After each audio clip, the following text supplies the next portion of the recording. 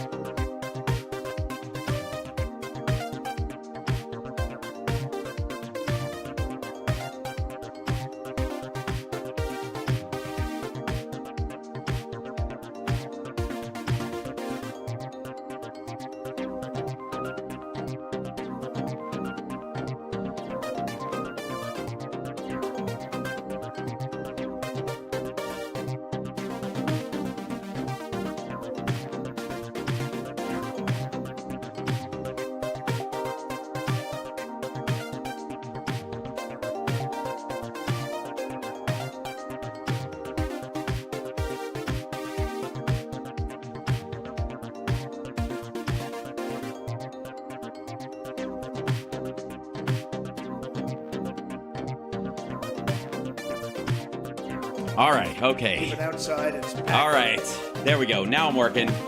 I got so much going on today. We got so much show to do. There's too much. Hold on. Everybody there. We got 900 people in there gathered around. Hit that like and here we go. Hi, everybody. Welcome to the show. Good to see you. Good morning. Yes, I am wearing a NFT. That my signature shirt that it's one of those jokes I can't believe somebody didn't already think of when I thought of it. Honest to God, maybe I sell myself short. I don't know. Maybe that's my problem, is that I don't believe in myself enough. Maybe my ego isn't big enough. Anyways, we have a huge report from the I told you so file on China in a few minutes. Whew, look at the time. And then I believe, if I'm not mistaken, and I seldom am, it happens, but mostly for comedic purposes, that our dear friend Philip Ittner will be joining us in the second hour. Yes? Excellent. Audio good, video good, mic check. Facebook is laggy. That's their fault. Oh, by the way, I'm pretty sure we're streaming now on Instagram Live. My plan to utterly cut off us having to stream on X, aka shitter, is in full swing, and I'm very proud of that fact. So we're currently, I think right now, I don't know how to look it up, and I have to change the code to stream every time. It's just like Rumble in that regard when we did that nonsense for about a week and a half. Yeah. So we are streaming on Instagram Live. So if you're watching on Instagram Live, hi, let me know. So yeah, here we are. Okay, I think, all right, I'm gonna scroll forward because you guys are, my chat is behind. And I don't know why. Why are you behind? Don't you know? Hold on. Hello, chat room. Good morning. I love you, Water Goddess. I love you guys. No, I love you guys. And welcome, by the way, again, to the award-winning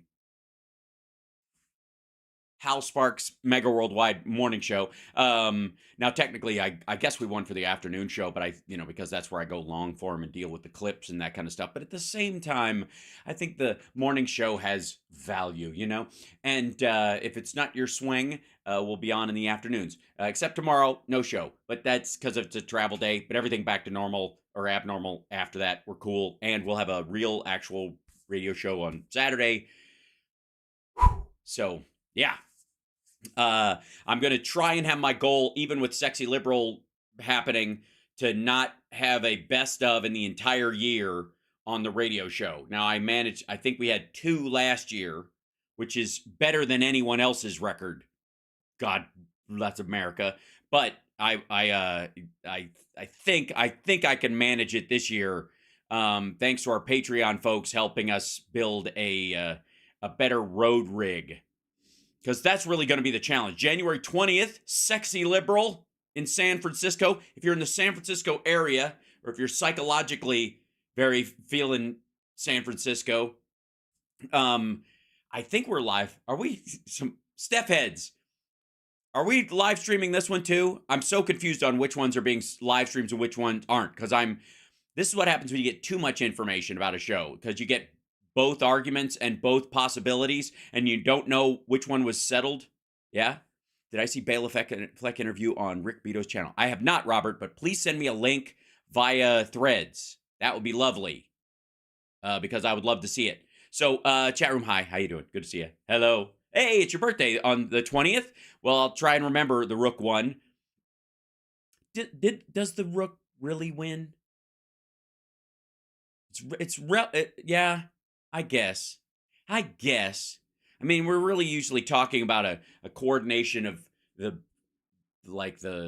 am I doing this for? The Queen and the Bishop. I think that's why I'm doing it. Because let's be honest, the Bishop. So, yeah. Anyways, hi. Good morning. I got a lot of show today. All right, let's start off. No, do I start there? No. I'm going to start here because this is the big news of the day. Let me switch over to here. I'm going to ease you into it. I'll show you why. Okay, so all the ridiculousness about Biden and the corruption, the corrupt Biden family. Oh, Biden crime family. We say Biden crime family because Biden crime family. Oh, it sounds so boring, actually. Biden crime. I got to say, Gambino crime family sounds badass, kind of does. It's a little scary. It's, you know what I mean? Any Italian name, bless your hearts, all our Italian friends out there. I gotta say, if you tack, with the exception of jacuzzi, which sounds like a fetish party, if you tack on crime family, you know, the jacuzzi crime family, it's like, are you part of the jacuzzi crime family? Yes, I am. Well, then leave your keys in the basket by the door. See what I mean? Yeah. Yeah, Biden crime family has about as much, I guess, it strikes fear in people's hearts about as much as the Apple Dumpling Gang. It would be an Irish mob. It would, but even still, it would be the O Biden, the O Biden. You know what I mean? You'd have to keep the O apostrophe, wouldn't you? Anyways, even those, they didn't really. They like even the Irish mob were either called the Irish mob, which sounds tough, or you would have to come up with some sort of secondary name. You know what I mean? You'd have to, you know, for the crew or whatever, that kind of shit. But certainly, that good old Apple Dumpling Gang is solid. They are. The irony. I am looking at the chat, K-Link. What am I missing? I'm looking right at the chat. I'm referencing the chat and what I'm talking about. Yes, it's the equivalent of the Leave It to Beaver crime family. That's right. I have the chat here as well, so I can look straight ahead and talk directly to you. But I'm also seeing what's here, so that it's kind of, think of it as acting in parallel, not like I have to read it like, and we see Johnny and Fitzgerald and there, right? Okay. I'm not live on IG. Shit. It's supposed to be. It says I am. It's streaming. It says it's streaming. Do I have to give it the okay? Is that how it works? Hold on. Wait, I might have to. Be right back.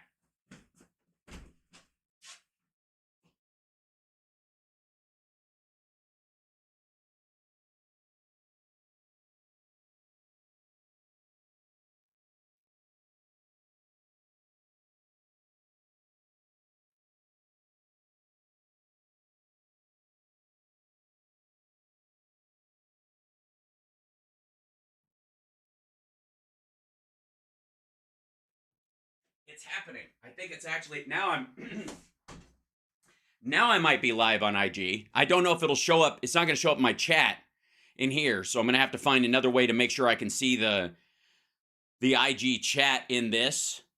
It just turned. Okay, excellent. It just turned on. Okay, okay. So you have to. It's just needed another step that I was unaware of. My apologies to the Instagram community. Hi, Instagram community. I'm a little off. Hold on. I've got to move myself in the camera part of where I stand. I'm listening to port. Hello. There I am. What's happening, Instagram? Good to see you.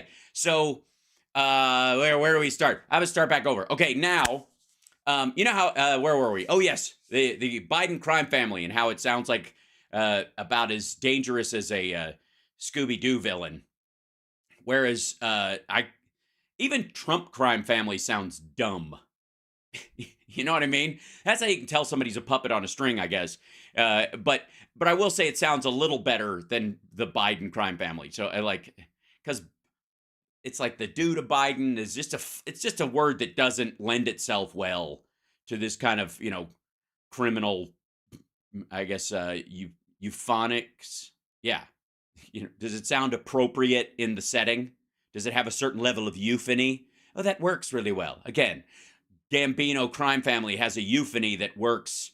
You're like, oh, that sounds like it fits. Maybe because of habit, but certainly there it is. Now, yes, the mild salsa crime family. That's exactly what it's out. Yeah, the Trump clown family does work. I got to say, it actually works. Yeah, if there's the Biden crime family, we have the Trump clown family. I like that. We should make that a thing. Hashtag Trump clown family. And I'll tell you what, I will, honest to God, if you put Trump crime family as a hashtag, not only would it not upset the Trumps because they think, oh, they're like, that sounds kind of like, that makes us sound like badasses, but like half their followers would be like, one man's terrorist, another man's freedom fighter, and that applies to the criminess. So you guys calling him a criminal makes him my hero. It's kind of a Jesse James thing. But if you call him the Trump clown family, they're just going to go, God damn it.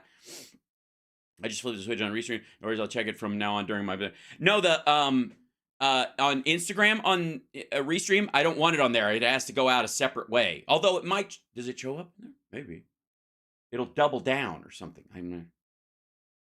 We'll figure it out. Oh yeah, I've got to put the thing in, but I've got to send the vertical version. That's the problem with what I was trying to do, CSL. Just so you know, I'm sending it separately. I've got a separate split. I'm using a different thing to run it out. Anyways, so we'll work it out. Don't worry about it. It's an experiment. Crossing the streams, just a thing. Hi, Instagram. We'll work it out. Don't worry. Yeah, I don't know why you're watching long form videos that are a couple hours long like mine on there. Move on over. Infotainmentwars.com. Don't forget to like and subscribe. Okay, now. So Biden crime family. Blah, blah, blah. Right? And the whole thing is, it's like every time they come on, they're like, look at this money that this guy got paid, and then apparently money was paid also elsewhere, not necessarily in direct linkage, but it happened, right? And the idea is that because one happened before the other or one happened after the other, that's their evidence of a crime. That's the best they can do. But the one thing they can't find is a change in policy. Even the whole like Biden bragging about getting Shokin fired, I have showed you on multiple occasions how that whole thing was predetermined well before the Dubai phone call. It's just dumb. It's like it is, and I keep trying to get that piece of information to the Sean Hannitys of the world and all that. I want them to see that memo that was put out by the State Department with the vice president's talking points from the administration to get Shokin fired before the billion goes out the door. I was trying to get like that to them, not because I think they'll show it, not because I think they will actually respond or anything, but I just want it to haunt them. I just want that little detail to make them go, oh, fuck. You know what I mean? Put a little hitch in their get along. Right? Because that's every time you see, I want you to recognize this. And Sean Hannity knows this, and he's aware. Every time you see Sean Hannity have one of his weird little stammers where he can't quite get out the zinger he had planned, and it just kind of stumbles. We've seen it a bunch of times. Okay, and there's more of them now. Okay, all of those are the result of finding a piece of information that blows your stupid argument out of the water. And that if you're incapable of kind of like getting out, you're like, oh, zing. That's because in your brain, you're like, that zing's not quite, that's actually bullshit, whatever. And you don't want to look like an asshole, do you? Like, that's haunting him in the back of his head. So every time he has these stumbles, that's where they come from. And I'm going to take credit for at least 50% of them. Because my Sean Hannity videos, where I have dealt with this dickhead, and especially where he's carrying water for the Trump family, I think I've shown more receipts in my videos. That's why they're so long than anybody else. And I think when he sees them, he's like, fuck. All right, well, that's that. You know, I can't. I know that every time he's aware there's a lie, but he tries to slip it out because he's not that good an actor. That's the problem. Anyways, point being, back to the show. When they have this real trouble trying to figure out like what policy changed and you know what did the Chinese or the Ukrainians or whoever, the Russians, whatever, get from Joe Biden in exchange for this money. That's what makes it a crime. Again, information is not evidence. Evidence means there has to be a crime, right? Oh no, here we go. Thank you so much for resubbing. Bless you. Right? You got to have a reason for it. It's not a bribe if I just give you money. You have to do something in exchange, right? Okay. So let me show you how it actually works. And this is pretty cut and dry. This is pretty easy, okay? This is an article about Bob Menendez, who I think we all agree as a Democrat, as a proud Biden voter, this guy who's a Democrat can fuck off. I don't know what the holdup is. Beat feet, right? There's enough there. It's not just smoke. There's plenty of fire, fucking gold bricks and suits in his closet with cash stuffed in the pockets. Fuck off with this nonsense, right? Yeah, that's right. The Chinese bribed Biden to get Australia to kick them out of their port construction project. It's a brilliant backdoor move, Phil. Yeah. So, all right. Yeah, fuck Bob Menendez and his bullshit, right? And as a Democrat, look how easy that is. Look how hard it was for them to go after George Santos on the Republican side. Like, the tiptoeing. How they refuse to deal with Jim Jordan's OSU, sexual assault issue. Just blow it off, right? Just like it, and well, I don't know, but I don't know. Here's how it's done. Fuck that guy. If we lose the seat, it's our ass. If we have a bad person in our party that's that corrupt, out. Right? Out. No. End of story. Goodbye. See how that's not difficult at all? Okay. Now, Jesus. Now, here's the thing. This guy is, if you want an example of what they should be able to come up with in the Biden crime family bullshit that they have not been able to, right? This is what it would look like if there was any there. And this isn't even hard, right? Look at this. Okay. Senator Bob Menendez was hit with another superseding federal indictment on Tuesday, alleging he took bribes in exchange for helping the government of Qatar. But ding, that's it. Okay, so this isn't even, by the way, the Senate and the Congress didn't hit him with this shit. This is the DOJ doing this to a Democrat. Buzz off. All right, here we go. Why it matters. Well, Menendez already faces charges of bribery and conspiracy to act as a foreign agent on behalf of Egypt and has faced pressure from many in his party to step down from Congress. Yes, many in his party. Right. Like all of them? All of them.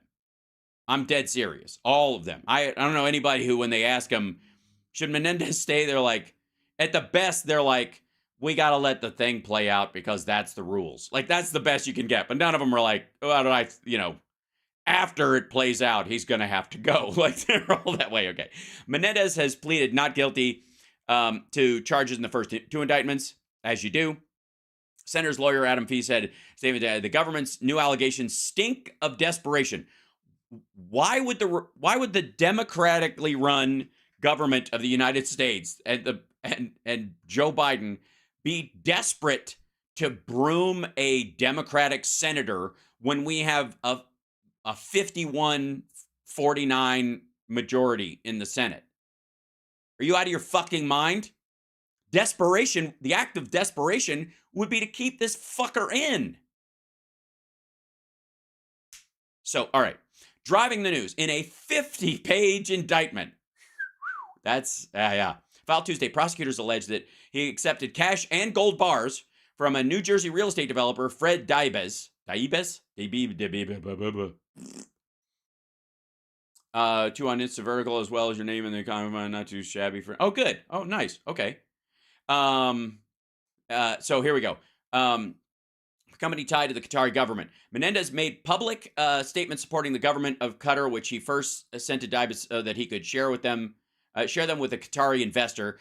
By the way, Qatar, for those of you that don't know, is attempting to be like evil Switzerland of the Middle East. In many ways, they are playing both sides against the middle, like Tom in Miller's Crossing.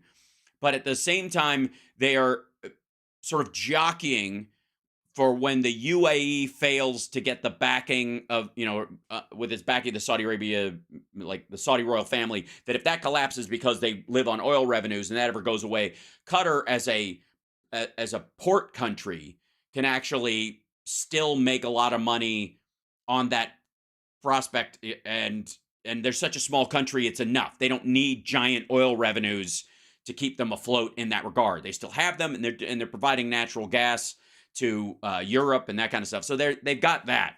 But what they really are doing is just trying to placate both sides. That's why they were pivotal in the negotiations with Hamas about the release of hostages. But and why they just signed, by the way, a 10-year extension of the deal with the U.S. to have a base there.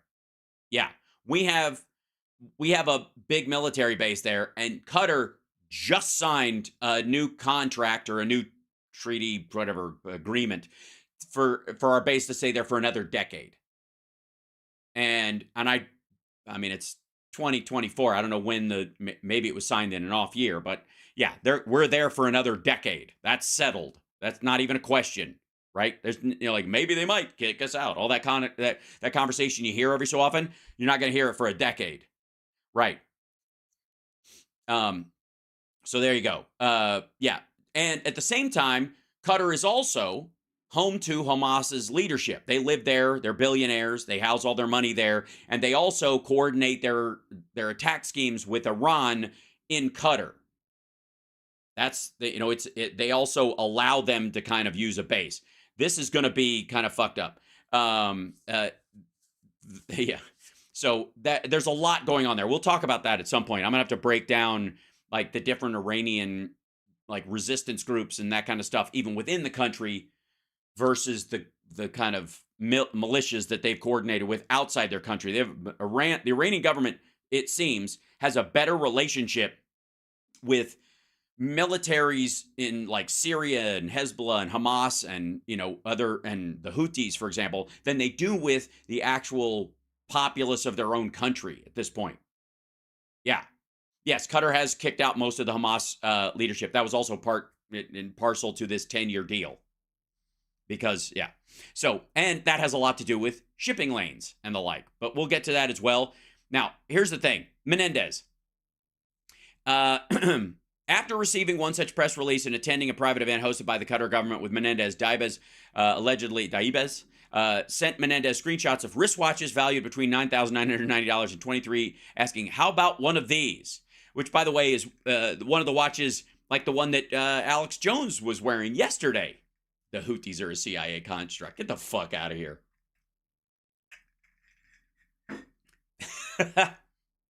No, the Houthis are actually named after a Yemeni leader. It's a civil war in a country. They're a real group. CIA construct. What's wrong with you? Sorry, I should. You know what? As a duly designated, I'm gonna have to. Let's see. Let me put on my CIA disguise. So the Houthis are not a CIA organization. This is just so you know. This is hold on. Where we go? Oh, satire doesn't work. And there we go. The Houthis are. Yeah, I'm a CIA construct, right? You guys are adorable. The superseding indictment sheds new light on the alleged bribery scheme, outlined the initial indictment, blah, blah, blah. The other side of the government does not have proof to back up any of the older new allegations. Yes, they do. They have text messages about, like, hey, you like this watch? How about this one? And then they found one in his fucking closet, dum-dum. Where do you think the fucking gold bars come from? They're stamped with... All right. Are you nuts? All right. Literally the gold bars he had. Oh, thanks very much, cutest board game. I appreciate that. So I was fantastic in that, and I still am. Deborah is a CIA construct. I don't think we can argue with that. Anyways, they literally have gold bars stamped with where they came from. And I gotta say, can we have a lesson in crime right now? Please, hold on. I gotta do this as well. 1 second. This is how hold on. How to crime properly. If you get gold bars as part of a bribery scheme, gold melts at a very low temperature. Get yourself a smelting pot. You can buy one on Amazon and melt the shit down into odd shapes. What's wrong with you? Why are you keeping them? What do you think they're like? Dollar bills that are representative? It's fucking gold, you shithead. Melt it down. Why does it still have the Qatari national emblem on it? What the hell? Yes, put your own logo on it. I made this gold myself. I'm an alchemist, and fuck you. You can't even trace it. Right? What kind of an... What kind of asshole? All right. I don't understand that at all. Right? Make your gold purple. I've been looking at the purple gold stuff. Wiffle poof that's fucking amazing. I don't know why that's not a bigger thing. That's a gold that's been treated with like is it barium and aluminum or something like that? Like aluminum. There's some element of that in there, and you kind of it's a like a variant on it that changes. Just is it aluminum? Yeah, that's what it was. You kind of it's 85 17% or something. It's 85% gold and 17% aluminum, and it turns it purple. Yeah, and then when you melt it, you can separate it back out because they will separate as metals. You can do that. Yeah, and beryllium. That's the beryllium spheres from Galaxy Quest. Why has there not been a Fantasy Quest movie? Why wouldn't you do that? Why wouldn't you do a Harry Potter version where the cast of Harry Potter or like a group like that, all grown up after Harry Potter is over, gets sent back in to a mystical time? All right, I'll do that at another time. Fantasy Quest. Is that not a why the fuck? Does it add up to 102%? You lose some in the exchange. You get my point. So yeah, 85-17. It's 80. Yeah, it's 83-17. Beg your pardon. So, anyways, he's going to have a trial. They've got evidence. This is how it works. They have none of this shit with Joe Biden. None. And especially the part, again, especially the part where policy was changed based on that. Based on here's some money. I want this. None of it ever happened, especially the money he got from his brother that was supposedly related to this AmeriCorps company where there was influence peddling from James Biden. It didn't help. The company went out of business and they sued James Biden because he promised them that he had access and that Biden, that either Joe would help him out or his connections would help, and it didn't. That is literally a legal sign that there isn't influence being given out. The family can look, if you're famous or well known at all, believe me, family members can make promises on your behalf. You don't have to keep them, and if you don't, it doesn't mean you're in league with it, right? Jesus Christ, look at there is no Joe Biden laptop. This is true. That's right.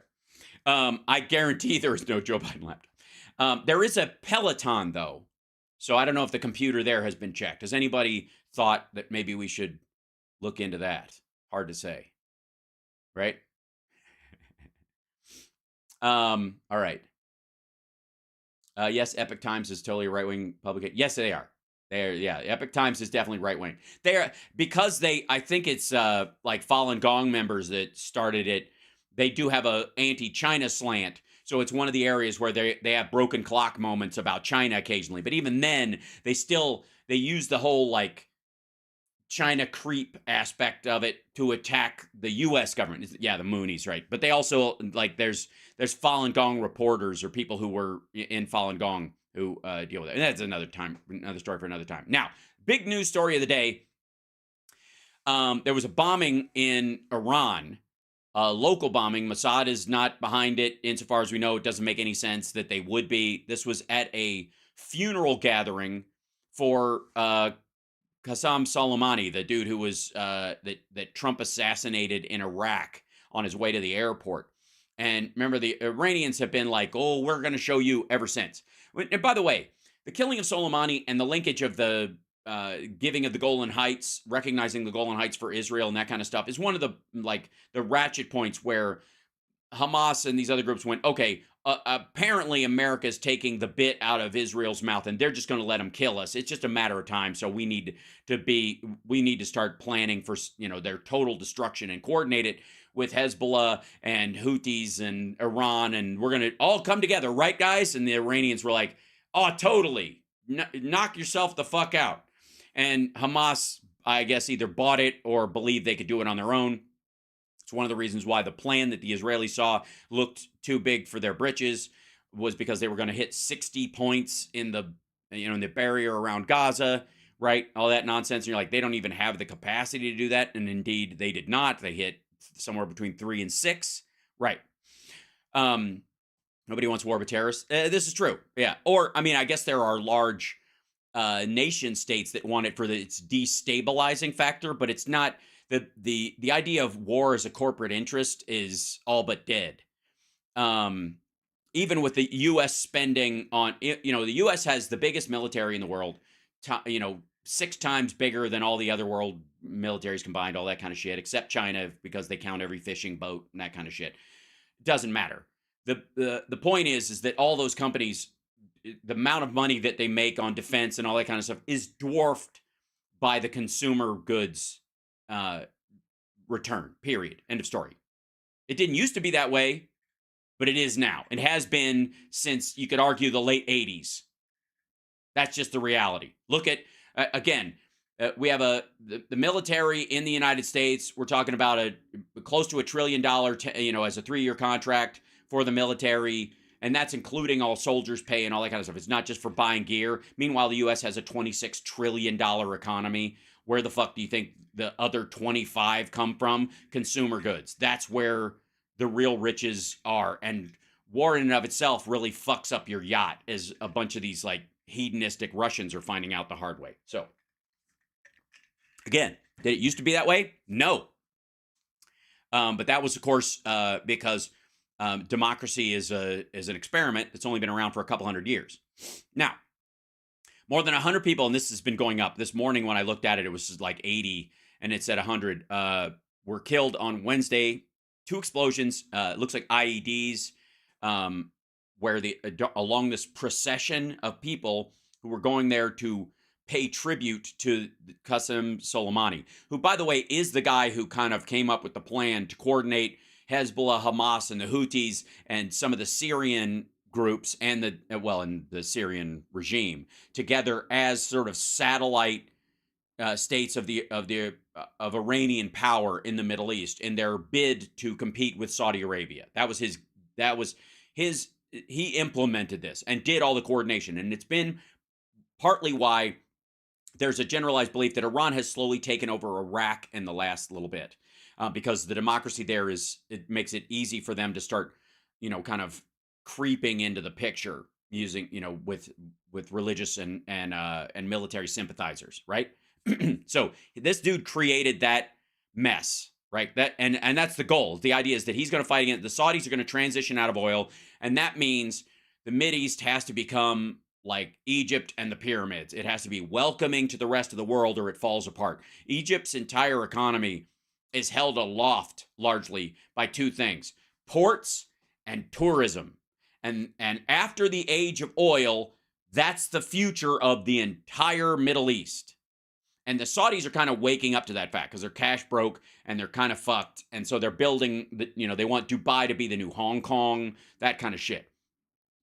Iran and the religious group that, basically the sort of like, I don't know, I wouldn't call them orthodox, but the sort of extremist, the Islamist angle of the organization of the Iranian government and its satellites are based on this idea that it doesn't matter. The biggest tourism trap that we have is Mecca and Medina. Every Muslim has to come there. It's not like Jews want to go to Israel or Jews should visit Israel or feel that way. Yeah, the mullahs, but there's a sort of there's a difference between some of the mullahs as well. It's kind of my distinction, but it's immaterial to the conversation. They ultimately, in this kind of Saudi versus Iranian thing, the Iranians are like, if we can knock the Saudis out and we have Mecca and Medina, all the Muslims in the world have to come here at some point. And they have to contribute if we create kind of a caliphate idea where you must contribute to the future of Islam in the Middle East, and so they can kind of bleed all the Muslims in the world financially forever. And they're looking at sort of the model of Israel as a way to do the greater part of the Middle East. And then they'll control the shipping lanes, and that'll be how they make money in that part of the world, right? Instead of having to return to a time deposition of the Shah or the Hajj is a Muslim obligation, exactly. So they know that, and when you got 1 billion people plus that have to do it, that's a guarantor for the rest of your existence that they have to come there. But the Saudis have it, and they use that. That's one of one of the ways that they keep afloat as well. And then to keep the place nice, because they gotta, it's, it's like when big donors dedicate large parts of a university or something like that in their name, and they want a big fancy building. So all the rich extended, uber Muslims around the world who are, involved in oil trade or real estate or all that shit, they fund back into there and make Saudi Arabia really nice so that people will come there both fancy pants and impoverished and go on the Hajj, right? So the Iranians want that. They want a guaranteed site where they're in charge, right? And the Saudis have it, and that's partly the big battle. Never mind Shia and Sunni, which is the idea that one group believes that you have to be one of the familial descendants of Muhammad to run Islam, and other people are like, no, you can hand it off to people who are effectively the equivalent of a bishop or something like that, and they can run it like a new pope. They don't have to be related, right? I would say uber Muslims, Gino. You know what I mean? Like the big super rich guys who don't necessarily participate in the orthodoxy, let's just say, when they're hanging out in Russia or the United States, these places, you know what I mean? They don't exactly observe the humbleness of their lives. Does that make sense? Right. So that they're supposed to, you know what I mean? They're the Kenneth Copelands, if that helps you at all, of Islam, of the Muslim leaders. The men who speak of the Prince of Peace and his, blessed are the meek, and give sermons about that, but also have two planes. Yes? Right. So, anyways, this, one of the things, like I haven't seen anybody claim, I mean, it's a new story, so it just happened. But like, this is odd too, because this is the Axios article. It says Israeli officials have not publicly claimed responsibility, but U.S. and Israeli officials told Axios the country was behind the Tuesday strike. Okay. But U.S. and Israeli officials told Axios the country was behind it. So U.S. officials and Israeli officials have told Axios that Israel was behind the strike. That attack was raised concern that the war in Gaza, which began nearly 3 months ago, could lead to a wider regional war. Okay, that's already on. That's already happening. It's like Hezbollah was fired. The minute Hezbollah fired rockets into Israel, and before Israel had gone into Gaza, that's where they're like, yeah, this is a 6. They were saying like a 6 or a 7 front war, and then the Houthis were firing rockets as well. Meanwhile, the Houthis, I don't know if you guys saw this. Maybe you did. You probably did. And by the way, hi chat room. You think it's Iranian? I don't think you're wrong. I think, well, here's the thing. The Israelis might be behind it, but it might be in the fact that they are backing some of the democracy supporting groups within Iran, because there's lots of them, right? And these were all the people who were walking, were going to this thing. It's very specific that if you're there to celebrate Qasem Soleimani, you're not one of the people who, let's say, is protesting women being killed because they don't wear a hijab. You know what I mean? These are two different groups in Iran. You don't do both. Does that make sense? These are, so the group that was hit within there was the militarized, we need to wipe out the Jews crowd. And that's why it wouldn't be surprising that Israel helped support or made it happen, but whatever. Drop the peace bomb now. If there were only such a thing, what are you going to do? Just like crop dust them with weed? Believe me, they don't have any trouble finding drugs in Iran. They don't. Even though it's illegal. They don't. Yeah, you don't think it's just tobacco in the hookahs, right? Nobody believes that, right? It's where the word assassin comes from. Hashishans, right? That was the idea, that they smoke hash and it dulls their senses or whatever. Mm-hmm. And opium from Afghanistan, right? So let's see. This is the blast happened 15 minutes of each other outside the graveyard in the central province of Kerman on the anniversary of Soleimani's death, where people, by the way, were marching. State TV reported Interior Minister Ahmad Vadi said it was a response to the actions of Iran's anti-Israel alliance that includes Hamas and Hezbollah. They responded to the blow from the axis of resistance by killing innocent women and children, Vadi said in televised remarks. Without being more specific, Iran uses axis of resistance to refer to armed groups in its support across the Middle East, which opposes Israel, including Hezbollah, Lebanon, Hamas in Gaza, and Yemeni Houthi rebels. Now, resistance. I gotta say, Iran doesn't, resettle Palestinians into their territory. Thank you, CSL. Right? Neither does Lebanon, Jordan, Egypt. None of them. There's even talk, apparently, in Israel of resettling Gazans in Africa. But that we'll see if anything comes from that. That's more of a grapevine piece of information, I suppose.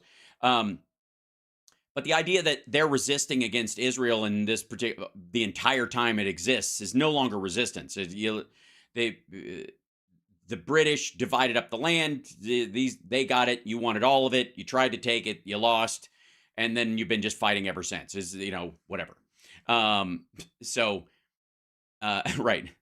The resistance to the existence of Israel is what they're talking about, right? Liberia Part 2? No, because it would be a country that already exists. They're not going to start their own secondary country. It's just a Muslim country that could accept them.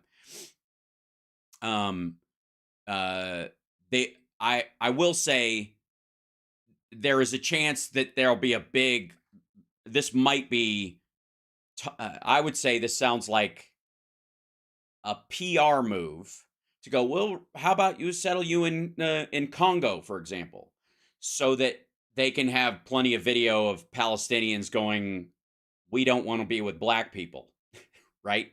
They're going to get enough like Arab Muslims in that area that are like, nope, like colorist or racist themselves. And so they'll get it, and they'll go, oh, all right, sure. See what we're dealing with? That's how you do that. That's a sort of like a PR chess move. Yeah.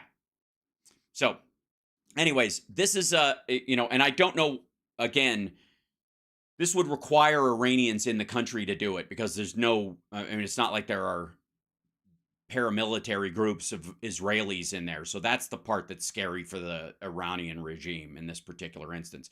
While they've been spreading themselves out around the globe, they find themselves in this situation. Okay, one more thing. Let's go here.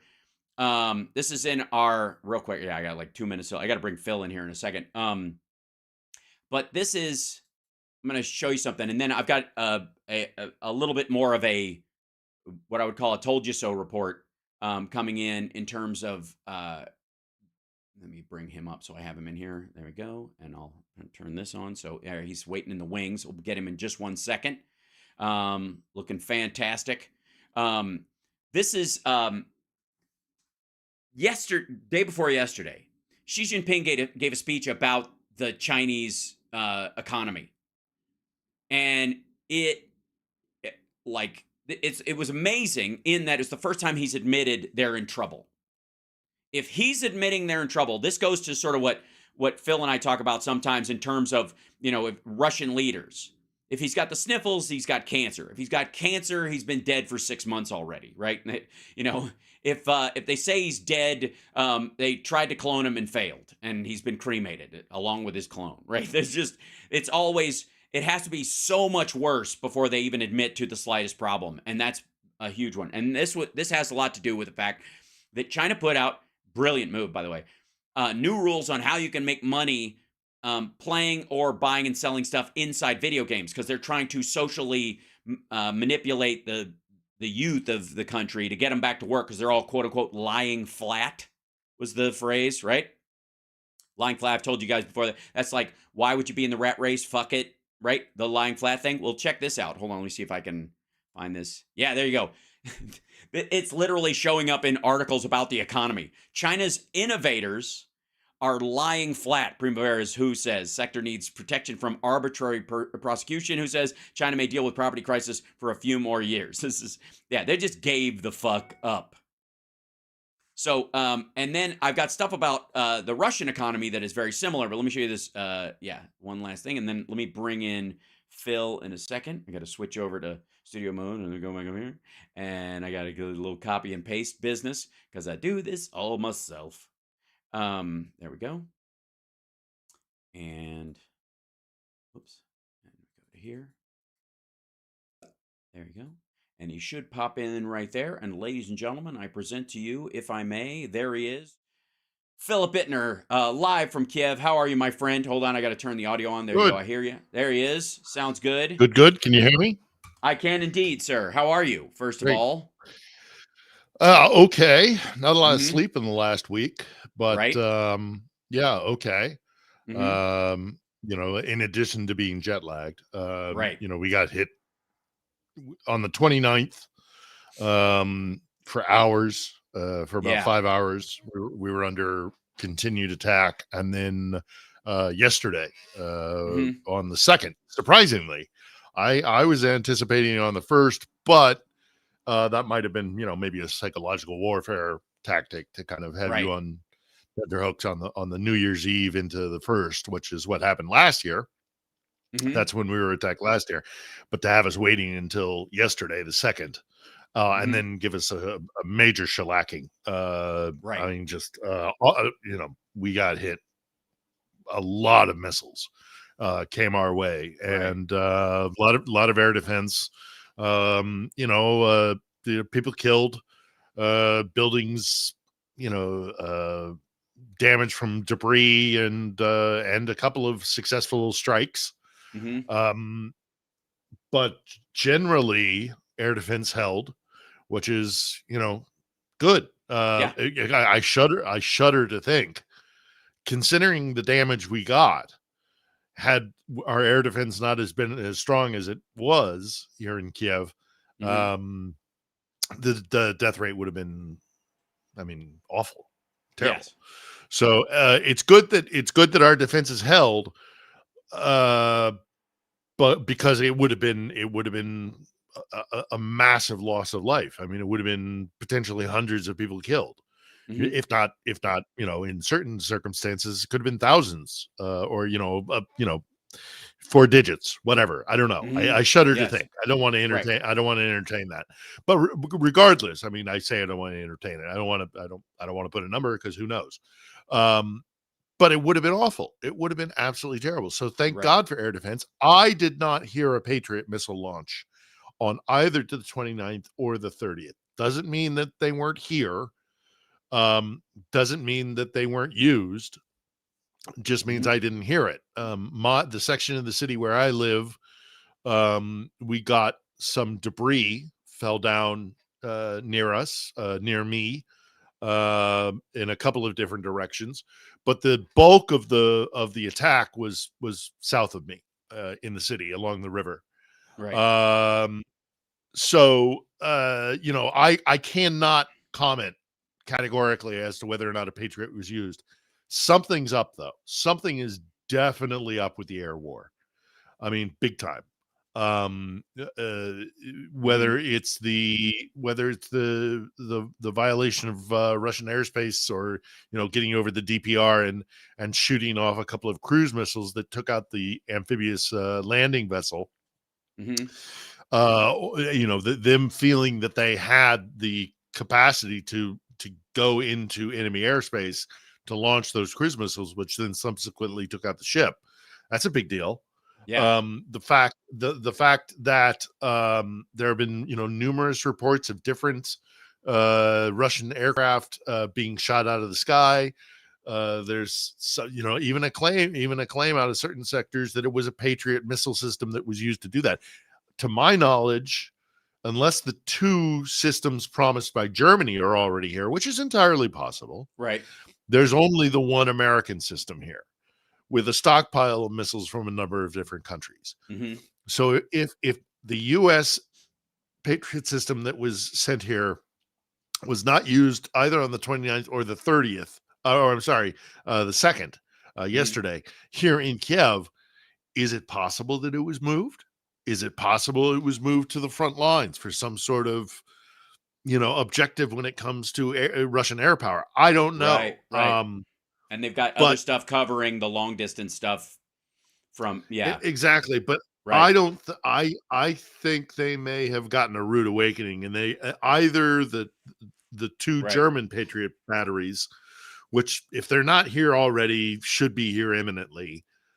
Get one of those back here to Kiev. You can't have the capital not covered. It's just if God forbid we should have a major strike on Kiev, it will not be good. It's a densely populated city. Also, it's the capital of the country. I mean, you can't have your capital. I mean, it's bad enough what we went through. Yeah. But God forbid that 10 more, 15 more of those missiles had gotten through. Right. Not to mention a couple dozen. Let's say the air defenses suffer a catastrophic collapse for some unimaginable reason. I mean, if those missiles, the amount of missiles that were shot, I mean, like Hal, I was sitting here on both the 29th and the 2nd, and it was every 20 minutes to 45 minutes, something was going boom. Mm-hmm. Someone, either they were shooting up into the sky to prevent something, or something was coming through, or, sadly, of course, the debris was falling on parts of the city. So neither days were great days. I'll tell you that. But it could have been 10, 20 times worse. So thank God for the air defenses. Well, the NATO countries just purchased 1,000 Patriot missiles and a couple of other batteries apparently from the U.S. specifically because of how well they're working in Ukraine and their own concerns. Now, because they're NATO countries and we got new NATO countries, it may very well be that they're going to Finland and Sweden. You know what I mean? Because Finland's got a bigger border with Russia than Ukraine does, and that's a concern for them, and rightly so. It also may be that they know they probably won't need them right away, but they will deliver them, they will pay for them, and then deliver them to Ukraine on their own, because it's another way of getting around the fact that the Republicans are slowing support for Ukraine in the United States. So NATO can do that, and they're kitted with the system, so they can backfill them with missiles to protect, again, creating sort of Kiev's Iron Dome in that regard. So NATO, and if we can get them to a couple of other cities. And also, in addition to that, to the front line, that would be great if we could. If we could put a couple of cities, because these things I've seen the Patriot in action, and it's an amazing piece of kit. Yeah. They're also the Ukrainians are also incredibly happy when it comes to air defense from a German system called a Gerhardt. It's Gerhardt or Gephardt. I've got it right. Gephardt. Named after Dick Gephardt because of his exciting nature and his forcefulness as a human being. If you'll recall, one of the most just lightning in a bottle politicians that we've ever had. Oh, Dick Gephardt. Oh, God. Remember Dick? You're really, I'm remembering here. Yeah, taking me right. back, I mean, he wasn't right. This German system, though, I mean, it's a really impressive system. It's got these two cannons on either side, and it's got its own radar and stuff like that. So you take, you take out drones, you take out, some, subsonic missiles, grenades and missiles. Yeah, right. But then you save the Patriot for these hypersonic missiles, which Russia is so proud of and is trying to show the world that they're really dangerous. Specifically, they could not be shot down. They can't be shot down, and we shot one down. I think all of them, all the ones they have shot, all the hypersonic missiles Russia has fired have been shot down. In the two attacks of the last 4 days, since the beginning. Right? Other missiles have gone through. No. Was there one? I got it. No, I was victim to a Kinjal attack in Odessa at the very beginning of the war. And it's weird. Hypersonic. I've been under fire from artillery, and I've been under fire from air. When I'm talking about this kind of stuff. But that was before the Patriots were in the country. Right? Yes, that was before the Patriots. That's absolutely right. The Patriot had not arrived. So, okay, if you're making the distinction that since the Patriots have been here, no Kinjal has gotten through, I would be willing to bet that that's probably true. I'd want to fact check it. Yeah, but I think overwhelmingly. But when I was in Odessa, 6 to 10 months into the war, my first trip I to remember. Odessa. Yeah. You're right. We had not deployed Patriots, and they're awful weapons. These Yep. hypersonic weapons. They're Yeah. terrifying because they emanate this shockwave because they're traveling at such speed. It's a terrifying weapon. But anyhow, regardless, look, the war is changing. The right now we're something's up, as I say, with the air war. The Yeah. F-16s are either already here or imminently here, and and more Patriot systems, more Patriot missiles. That's going to be a big deal. So something's up with the air war, and we'll learn more about it eventually. Right. But the air defenses have changed here in Kiev, and I'm thinking it might be because they moved the one Patriot that they have, anticipating the other two coming behind. But that's just a guess.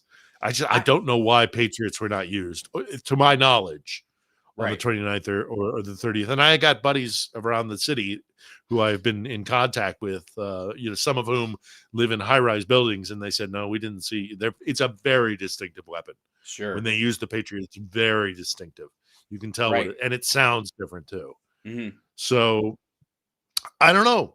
We're in a weird place. We'll see what happens. Putin over his New Year address said he was going to intensify things. Zelensky has put out a warning saying, if you've gotten too used to hearing air raid sirens, stop, because this is something's up. But then also Zelensky made a lot of addresses, a lot of points in his speech to the people during kind of New Year's, indicating that there was concern that the sense of urgency, I think was the term he used, that we saw at the West at the beginning of the war has dissipated. Now, maybe that's Gaza, maybe it's domestic politics, but he pointed that out. And then he also pointed out to his own people, to the Ukrainian people, that, like, look, we got to start taking this more serious as well. We have to remember that this is an existential threat. Right. So everybody, all hands on deck. We're thinking about a potential mobilization. I know that's not happy. This is what Zelensky said to his people. He said, we may be calling up more soldiers. That obviously won't make a lot of people happy, but we're in an absolute existential threat. We have to remember that. A lot of talk about, like, people who are living abroad, if they're young men of fighting age, to come back. But they're not. I don't think the Ukrainians are. There's a narrative in the anti-Ukrainian, discussion, such as it is. I'm being polite. I shouldn't be. There's a lot of BS that they put out. Sure. These guys who are anti-Ukrainian, and one of them is that there are these roaming press gangs that are grabbing young men off the street. I mean, I wouldn't be surprised if maybe that's happened around the country, but by and large, that's not the case. Right. That's just another way for them to say, oh, these poor Ukrainians, they don't really want to be fighting. They're being forced to fight. That's not true. Ukraine and Ukrainians are still very much unified. It's just, I think what Zelensky was pointing out is we have to remember that we are in an existential threat, and it's we have to stay unified. We have to, stay mobilized. One of the, I think it was the Wall Street Journal or something, was like putting out their winners of 2023, and along with Taylor Swift, they included Vladimir Putin, because they said the economy avoided the sanctions and did very well, which, by the way, is not true. That's not true. Yes, it's not true. Even close to true. And I want to show people one thing real quick, because I put They're this together. fighting over eggs in Ekaterinburg. Yes, exactly. They're fighting over eggs. Yeah, literally. Let's show you this real quick. So this is, I'm sorry if this is a little small for some folks, but I picked out some of the charts that prove this is Russian seaborne crude and where it went before and where it went after. Now, the price that they get paid for it from Asia versus what they got paid from Europe, for example, is a lot lower. So not only is this a rise in their output to Asia in particular, but the price going down. So it looks like, oh my God, they're selling the exact same amount of oil. Yes, but they're selling it at a 30% drop in price. That's the other part. See, this is the growth of the Asian with all customers sorts of restrictions on it too.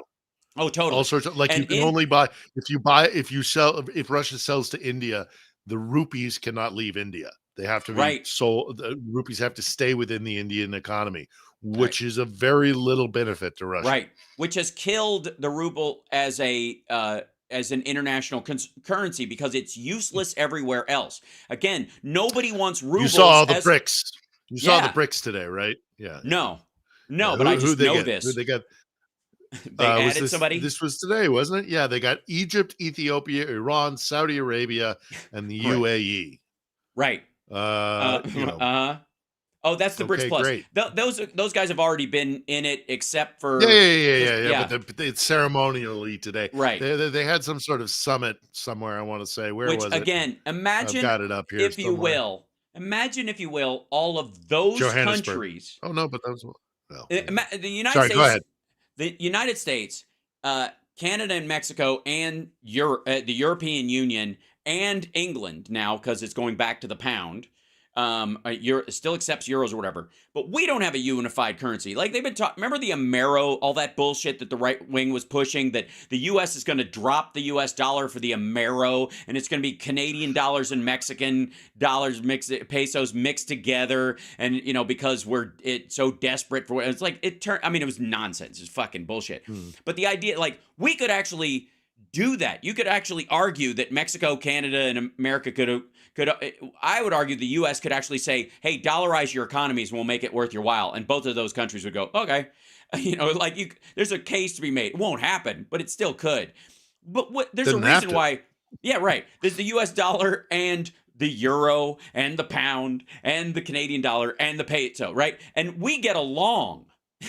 Our countries do well together, like the European Union as a whole, England and the United States, and the UK and the United States, Canada and Mexico and the United States. We get along considerably better than Iran and Saudi Arabia and South Africa and Russia Well, and China. And you're gonna tell me yeah. that these motherfuckers are gonna get together and agree on a unified currency, especially a crypto that is pegged. By the way, the last argument I heard was that it's going to be pegged to the U.S. dollar, and that's supposed to wreck our fucking economy. You do realize that if it's pegged to our currency and our currency takes a shit, so does theirs. So that makes them like they have to support our currency to protect their own. It's the fucking dumbest thing, and yet I And don't want think to. how long. Think how. Yeah, Oh no, go ahead. Go ahead. Go ahead. I'd say like No, I so was look just at this. gonna. Yeah, go ahead. Say it. Yeah, yeah. Go. No, you. You. No, I was just going to say also, because we've had decades of relationships and trade agreements and all the rest of it. I mean, we Right. know how to get along and how to how to work these. When it comes to BRICS, let's take an example.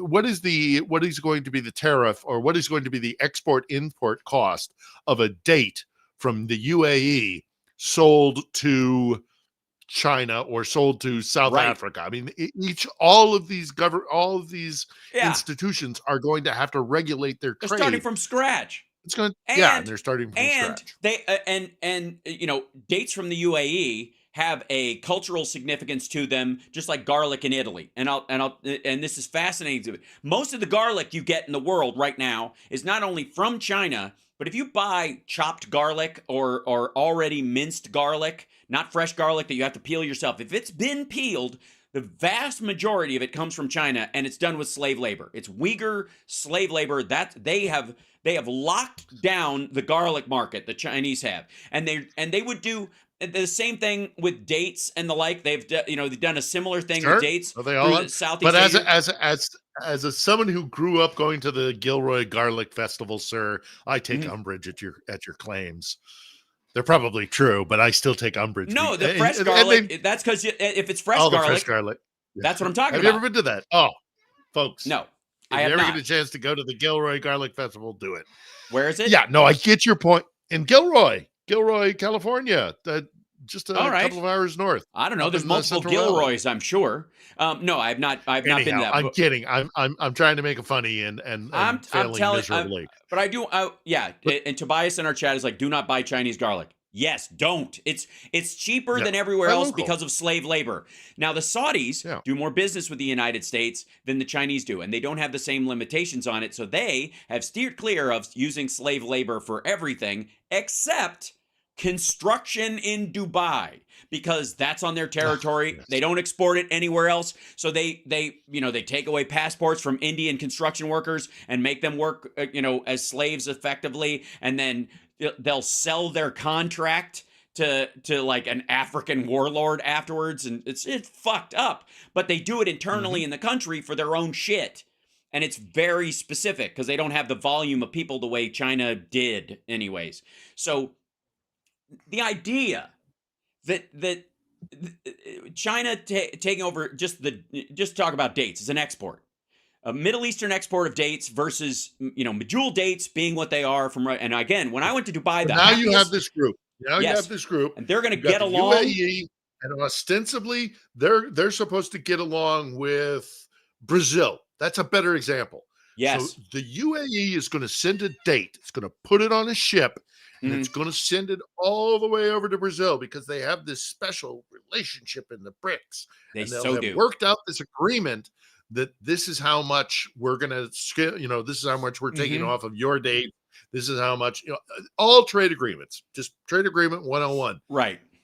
That's going to be figured out in the next 5 years or whatever in order to Fuck do out of this kind here. of economic conflict with the Western world. Yeah, fuck yourself. No, Yeah. no. I mean, So you're this welcome I want to to it. show you. Knock yourself out, but it's going to be a long time before you're a competitor. Right. This chart I have on here is Russian crude shipments to Europe and Turkey. Okay, this is, and this obviously, can you tell when this shit happened last year? Like October 2nd, the year before, right? End of 2022, starts doing, and then just look at that shit. Just pow. Just Mm-hmm. fucking gone. And this is it. This is all Turkey.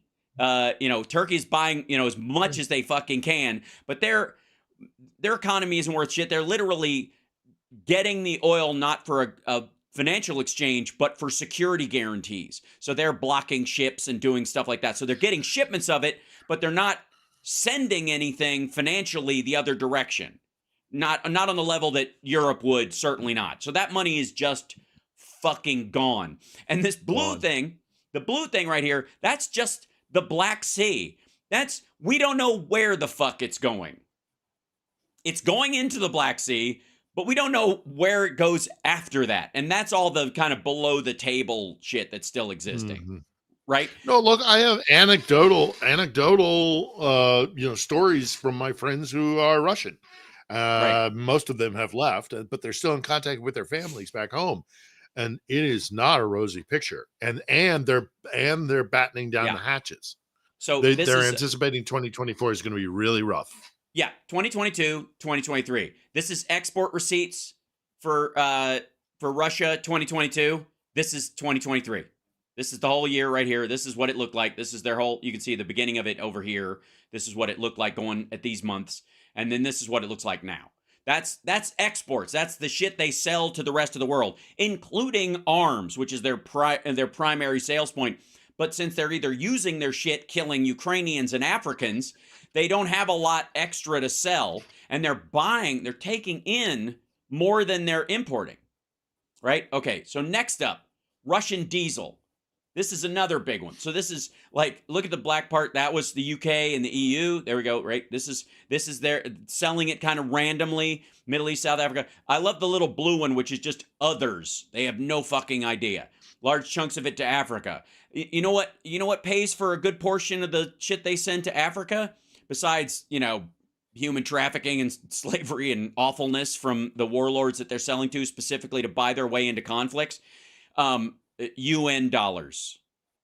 The UN is buying Russian oil to supply it to people in desperate need for fuel oil. They're getting it from Russia because Russia will sell it on the cheap. Again, good. It's fucking Russia.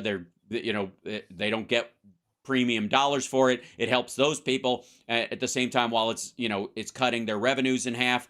and it keeps those people warm and fed. I don't care. But that is money you can't count into their coffers. That little gray line. Check this next one out. This one is the part that nobody pays attention to. Okay. This is naphtha.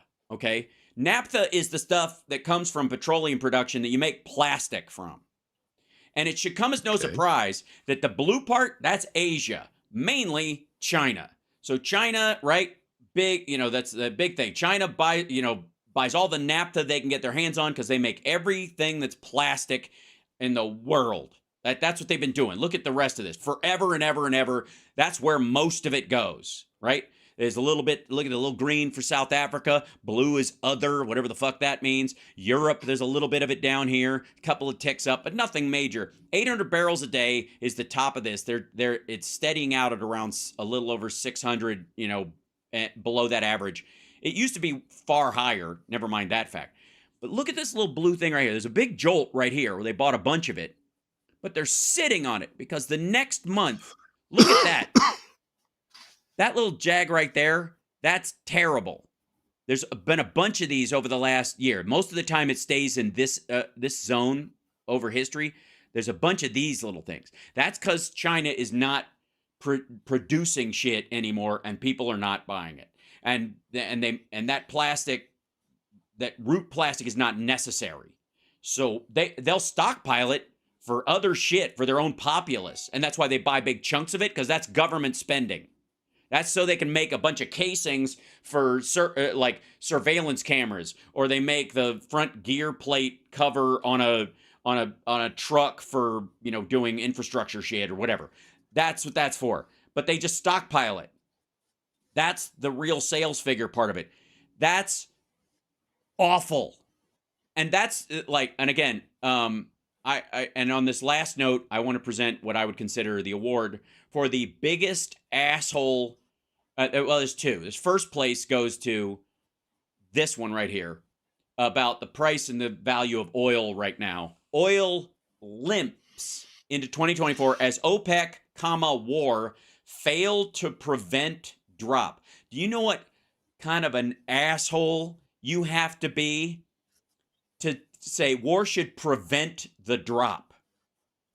Think about what you'd have to believe about just finances and war and all that kind of shit.